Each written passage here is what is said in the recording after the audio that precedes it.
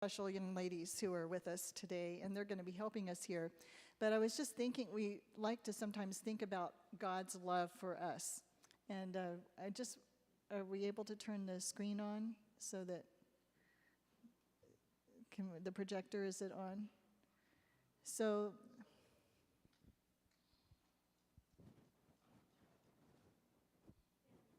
is it on? Okay.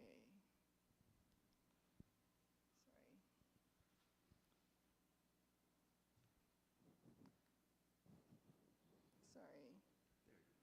Yeah. Okay. Sorry for fishing through here. So this week, I was flying back from London to San Francisco. And I like it when we fly over Greenland because it's the most amazing place.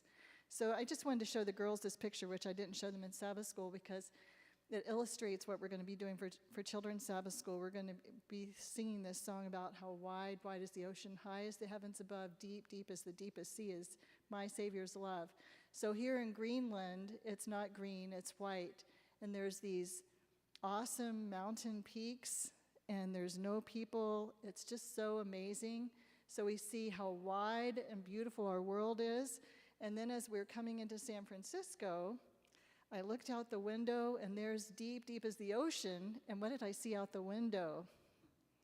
A rainbow of God's promise. And it just made me think about how wonderful His love is for us, and His promise is from everlasting to everlasting that He loves us.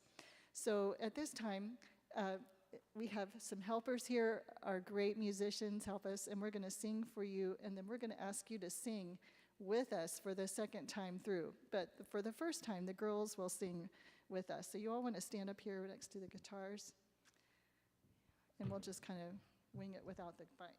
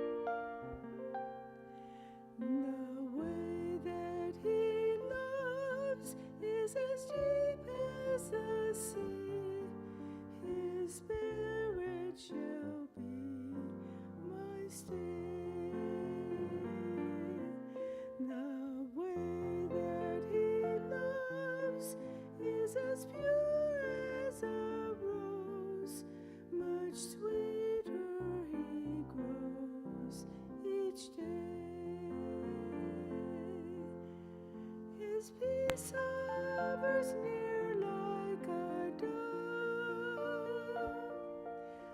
I know there's a heaven above. To Jesus I'll cling.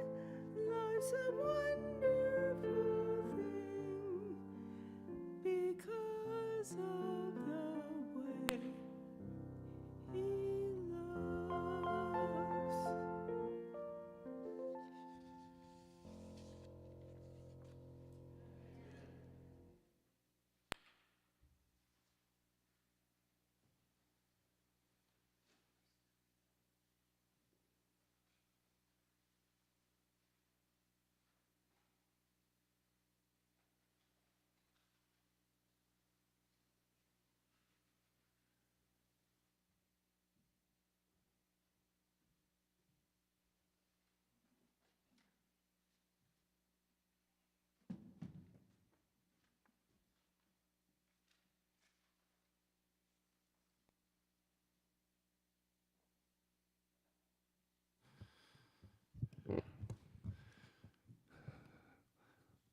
When I was growing up, I had a fear.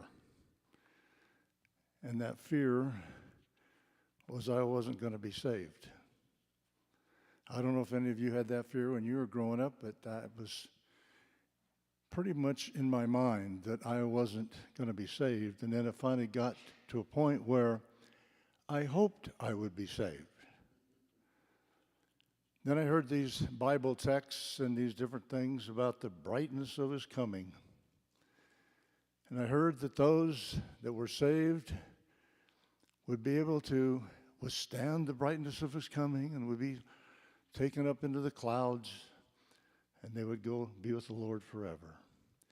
But I also heard the other part. It says if you were alive and you weren't saved, that brightness was going to be so bright you were going to be screaming for the rocks to fall on you because it was so bright. Well, that thought stuck with me. And so I thought all those years, well, I guess I'm going to have to wait till Jesus comes to decide if I'm saved or not. If I can withstand the brightness, I'm going to heaven. If I can't, then I'll know I'm lost. What a horrible thought. Well, throughout the years, this kind of went away a little bit. And as I grew into somewhat of maturity of understanding grace, I didn't have the greatest fear that I had before, but there was still fear. And so in the early 70s, I had something happen to me, and it was a wonderful experience. I've told this experience twice at this church in the past. I think probably 2 or 3 of you have heard it. But if you've heard it before, enjoy it again. Because it was an experience that I enjoy telling. One of the things I really liked to do when I was in college is I loved to go for hikes. And I'd hike up over the mountains, and every Sabbath is out there hiking somewhere. And one night I had a dream, and I was out hiking. And when I was hiking, one of the things I really enjoyed in the springtime was the weather, because it would change rapidly. And in my dream, I was up on the hill, and I saw clouds coming, and I knew that there was a storm moving in. And it was cold enough that I knew it was going to snow, and I like that. So as I stood there and watched, the breeze got cooler and more, it got harder and so forth, and then after a few minutes, I could see the snow coming across the valley and moving up towards me. But something was strange about that, because as I looked, these snowflakes didn't look like snowflakes. And I watched and I watched and I watched, and they weren't snowflakes. They were angels. And they filled the sky, and they were coming in my direction in all directions, thousands of angels.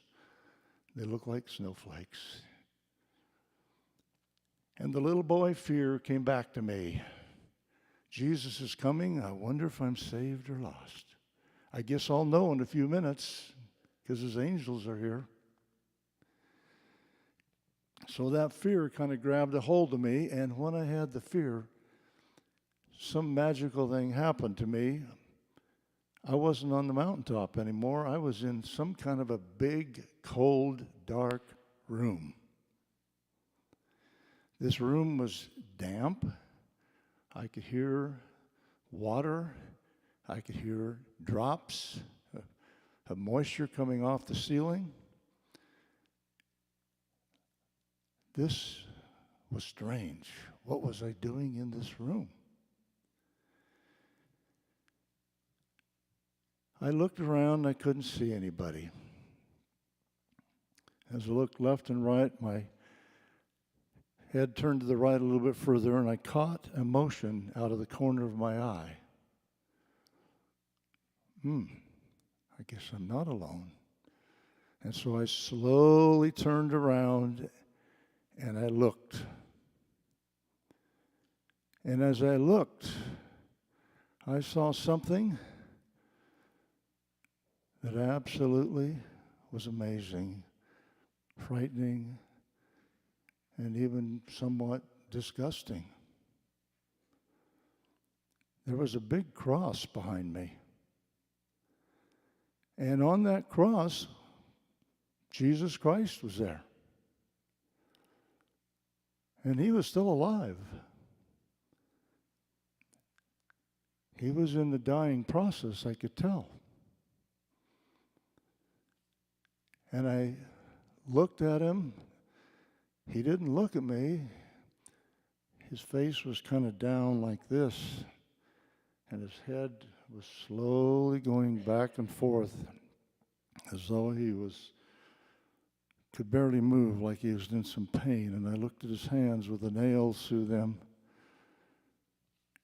and I saw his fingers moving just a little bit, not much.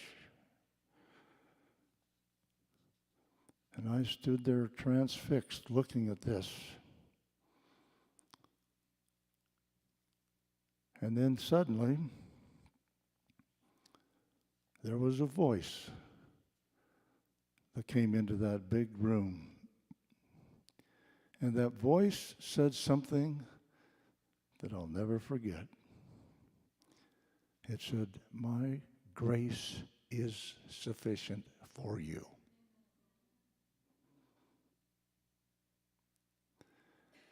I have never had fear since that day.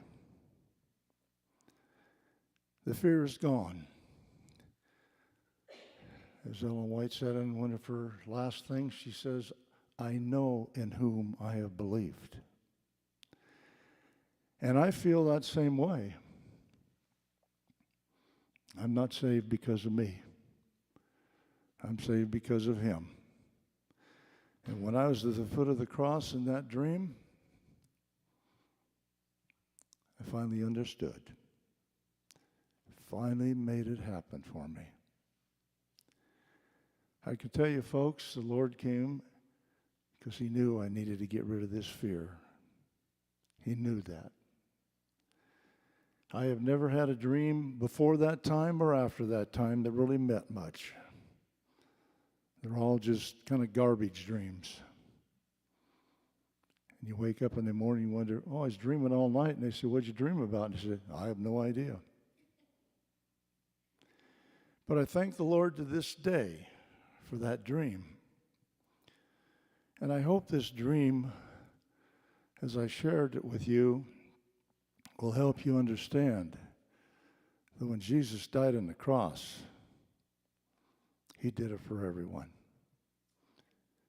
He didn't just do it for you or you or you. He did it for everyone. He secured our salvation on the cross. Everything he could possibly do, he did there. And what he wants us to do is he wants to accept that so his grace can be sufficient for us. If we don't accept that, he can't do anything for us.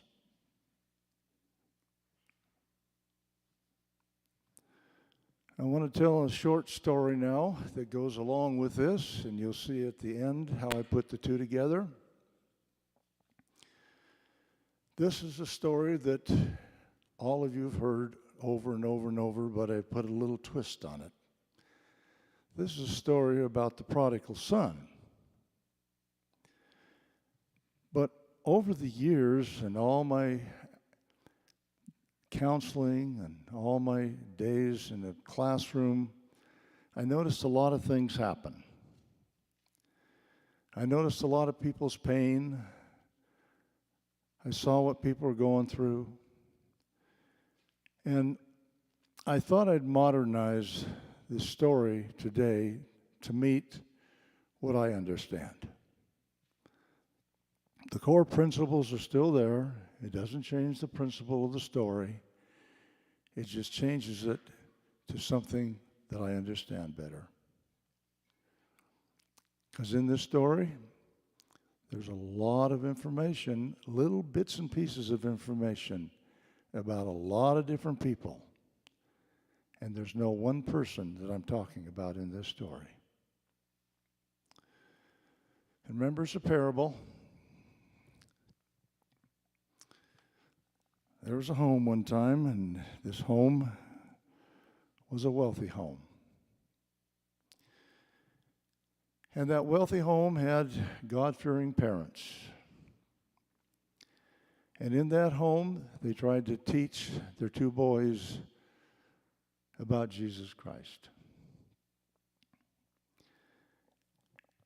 And as they taught their children, their two boys, about Jesus, they noticed as time went on, one of these boys wasn't responding too well. He was called what we used to call in school, these kids that were rebelling, we used to call them the wild hare. And this one kid that's growing up just made it miserable on everybody in that home. He didn't like his brother didn't like him. A lot of sibling rivalry going on. Parents were just beside themselves to know what to do. They tried everything. Nothing seemed to work. The older he got, the worse it got. Until finally one day, when he was in late teens, early 20s, came to his parents and said, "I'm out of here. But guess what? I want a sack full of money because I have to have something to take care of myself."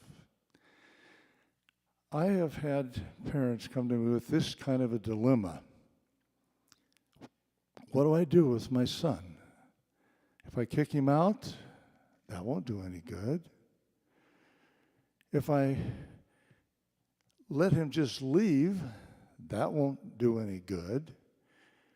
If I give him money, at least he's got something to take care of himself if he wants to, but it really doesn't do any good. So the dilemma of a parent, and I can tell you right now, parents have a lot of dilemmas like this. Where do you get to that point where you make a choice what you can do for your kids? And sometimes you don't have the answer. And sometimes you start questioning yourself, well, I did everything I could. What happened? How come this kid's such a problem when I've done everything I can? Well, I'm leaving in the morning. My friend's going to pick me up. Okay. So morning came, he took his money,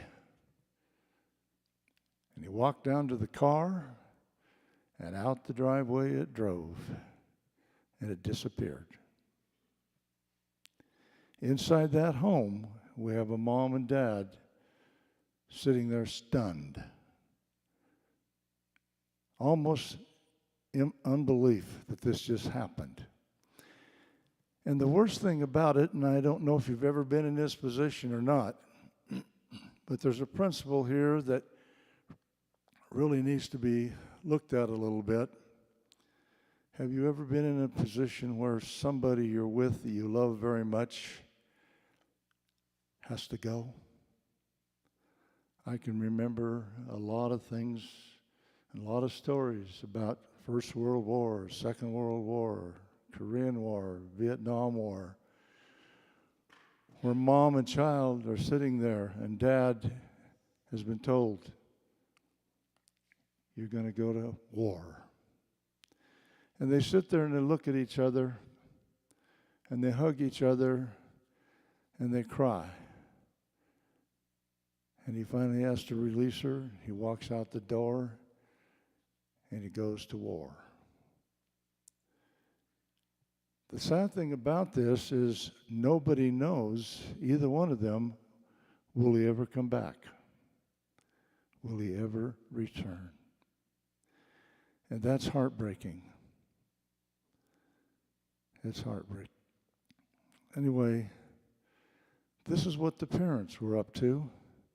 But in this case, there was two parents that loved their son and one son that couldn't stand the parents. So he was on his way, and in the car, he didn't even look back. He didn't wave, he didn't hug, he didn't do anything. He just out the door and took off.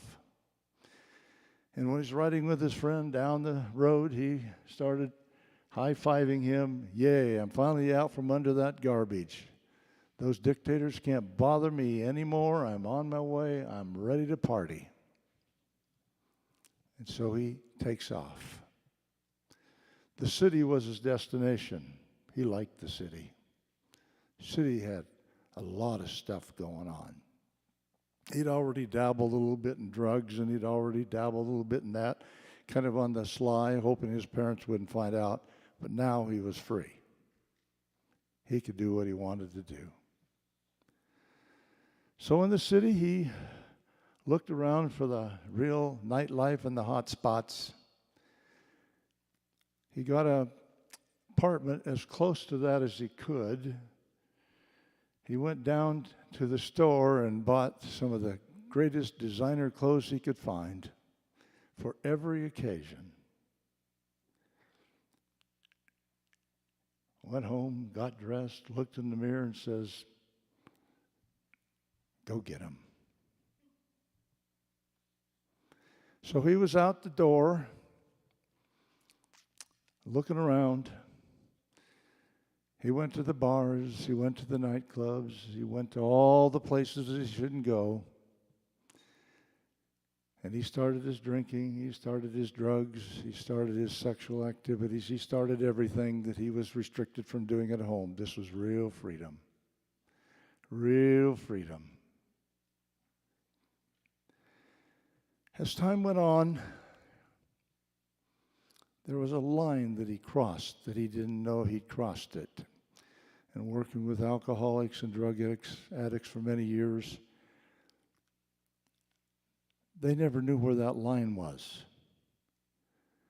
And they always thought they were okay. I can quit drinking anytime I want. And they would cross over that line, and I'd get them after they crossed over, and I'd have to try to help them understand where they were. Because I didn't know. They thought they could quit anytime they wanted to, and they were just fine. But the problem is, he woke up one day, somebody was banging on his door, said, you haven't paid the rent this month.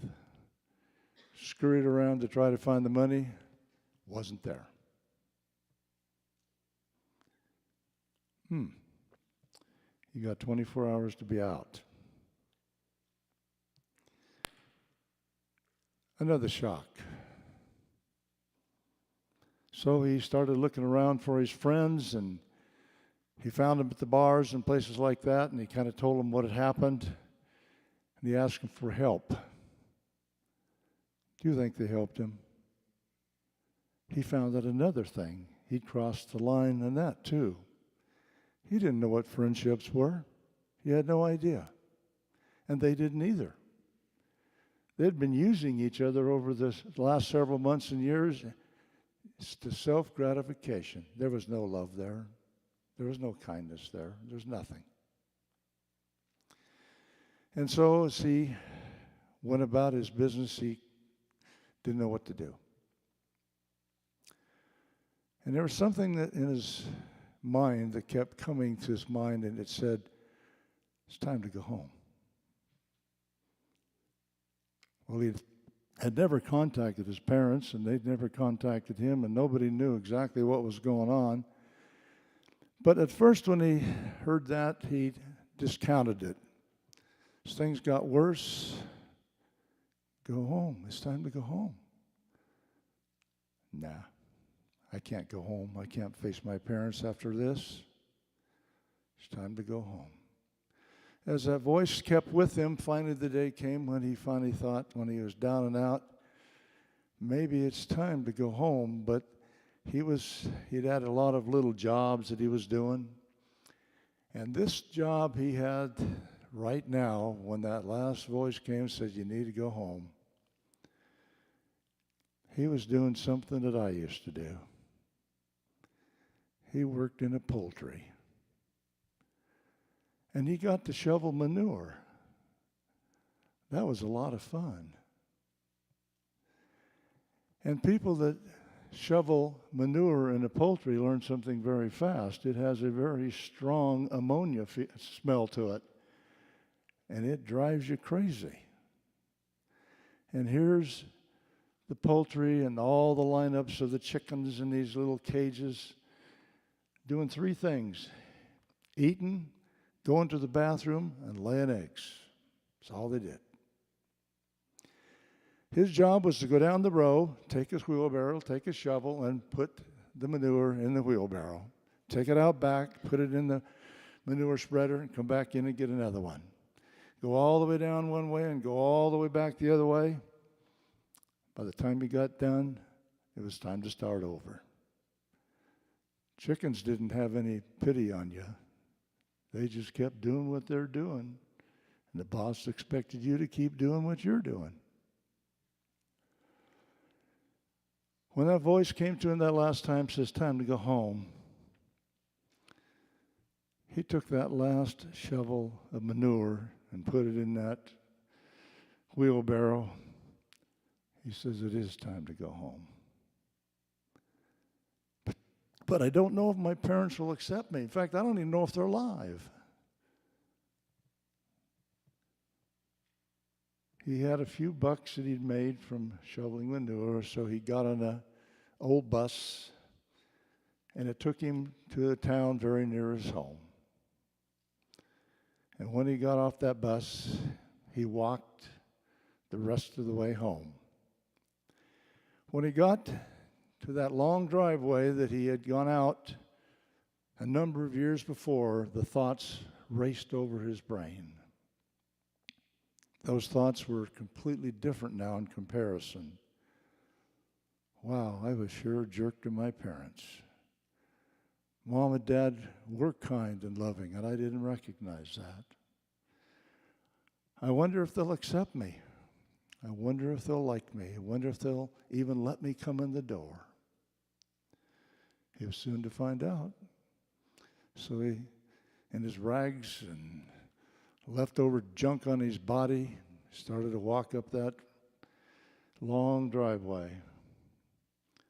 Mom and Dad were inside, and they looked out the door, just happened to look out the window at that time, and saw this figure coming up the driveway. Well, Mom and Dad, even though it had been years, they recognized that walk. They knew exactly who this was. Boy, they couldn't wait to get out there. Dad started taking off, and Mom was behind him, and they were both excited.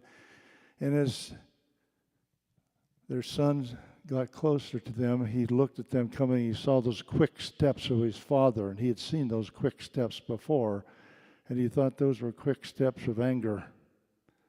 This guy is coming, and he's going to really, really nail me. I deserve it, but I'm not going to like it. So he walked slower, but his dad walked faster. And finally, you could see a smile on his dad's face. And finally, he could see the tears coming out of his eyes, and he looked right behind Dad, and there was Mom coming as fast as she could come. Same thing with her. No words were said. He just came up, and he embraced his son. He hugged him, and he hugged him, and Mom came, and she hugged him. They had a three-way hug going on, and the humility that he had at that moment in time was astronomical. They do love me. And then he took off that wonderful, beautiful robe, as they call it in the Bible, the coat, and he wrapped it around his son. And he said, "Welcome home." If you don't know what that robe is, people, this is where the story does not end. This is where the story begins. Because when that robe was wrapped around him, something else started happening. But that signified Christ's righteousness. It covered all of his filthy righteousness that he had on his body and in his mind. It covered that up. It put it silently away. It was forgiven. And this robe in the Bible represents Jesus Christ. And it said, I want to give that robe to everybody. I don't want anybody to be without that robe. Because that's my signature to you, that you have my righteousness, not your own. And my righteousness is something that's going to take you through this life. But something else was happening. A lot of Christians don't get this one.